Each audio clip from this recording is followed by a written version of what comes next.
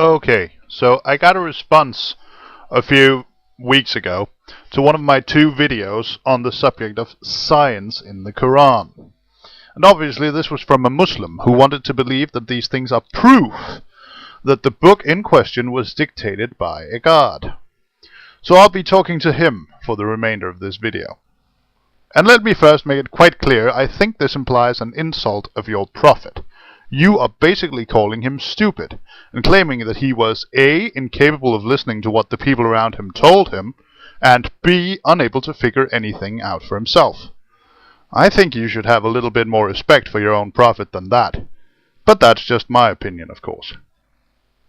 Now, let's move on to your video. The first claim that you make is that according to you, I asserted in my video that the Quran is a copy job from the great Greek philosophers' writings. And this is of course not true. I did not assert that. And Mohammed also copied a lot from the other desert religions, Christianity and Judaism in particular, as well as some bits and pieces from the native pagan religions of the area, plus of course all the stuff he simply pulled out of thin air. I have never claimed that he copied the entire book from the Greeks. So that is nothing but a straw man, and you either already know this and did it on purpose, or you simply weren't paying attention. And now you'll give your first reason for why I am wrong. There is no proof that Mohammed was well versed in ancient Greek medicine or teachings. Now this is of course bullshit, and if you'd bothered to click any of the links in the description of the video you're responding to, you would know this. I'll throw a name at you. Harith ibn Kalada. My pronunciation sucks, but I'm not Arab, so I hope you'll forgive me for that. Anyway, look it up. I dare you. This guy was one of the first Muslims. He was close to Muhammad, he's mentioned in the hadiths, and he was a doctor who was trained in medicine in the Sassanid Empire. And, as we all know, the Sassanid doctors were well versed in Greek and Roman medicine. Your second reason, the stark contrast between the lifestyles of the ancient Greeks and those recommended in the Quran. Like I said, I never claimed that the entire Quran was a copy job from the Greeks. That was your straw man. Congratulations, you've now torn down your straw man. But that does nothing to invalidate my position, because my position and your straw man are not identical. Your third reason, why didn't he copy any of the stuff the Greeks got wrong? And that's a funny thing, because this is a very common Muslim defense against these points. And the funny thing is that Muslims completely overlook the fact that he did actually copy some of the stuff the Greeks got wrong. The embryology, for instance. The Quran clearly states in Surah 23, Ayah 14, that the human bones are formed first and only then clothed with flesh. And from modern embryology we know that this is wrong. We know that the muscles are there and fully functional before the skeleton is complete. We know that the bones are simply not there at all when the muscles start to form. And we know that Galen, a Greek doctor who lived 1,000 years before Mohammed, made the exact same mistake. Put that in your pipe and smoke it. Now the reason Mohammed didn't copy any of the stuff you mention.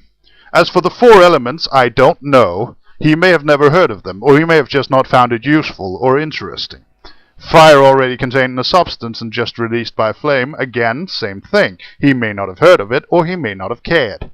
As for plants having a soul, that would clearly be stupid, because like all of the Abrahamic religions, he was obviously interested in having mankind be special and being the only animals in possession of a soul, especially as he, like most religious people, did not consider humans animals.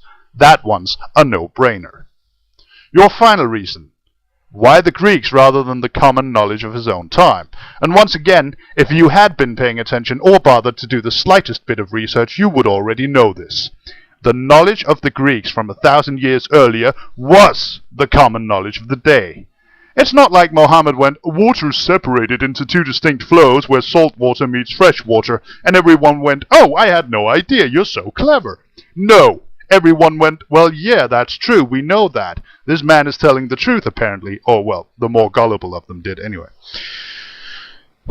As for the Earth being egg-shaped, first of all, we all know that's a shoddy translation, and we also know that it's simply wrong. The Earth is not shaped like an egg, it's shaped like a ball. Secondly, contrary to popular belief, most people throughout the last 2,500 years at least, or at least anyone living in a place where you could actually see the horizon, like, say, the ocean or in a desert, already realized this for themselves. People often say that everyone laughed at Columbus when he said the earth was round. This is not true. What they did laugh about was his belief that it was about half the size that it actually is, because the size of the earth had been calculated long before then by both the Greeks and the Egyptians. Please, please, please try to do a little research, just a little. And after going through that, you then come to the conclusion that there is no other possible explanation than that the Qur'an must be the word of a God, whom we then must assume is Allah. And you see, this is my sole and only reason for addressing this issue in the first place. Because if you want to base that conclusion solely on the so-called facts in the Qur'an, then you also have to conclude that Aristotle, Hippocrates, Galen, Anaxagoras, and all the other Greek scientists, doctors, and philosophers that I mentioned in my previous videos on this subject were also inspired by that God, because they knew all the same things, and then some. My conclusion is this: you cannot assume divine intervention even if these facts has been new or unknown to Muhammad, because that would mean that you also have to assume divine intervention for everyone else who figured out the same things. And I don't think you're willing to do that, now are you? You're quite welcome to believe that the Quran is the word of Allah. I really don't much care. But if you claim that this is in any way proof of that belief, then you are plainly and quite frankly wrong. Peace.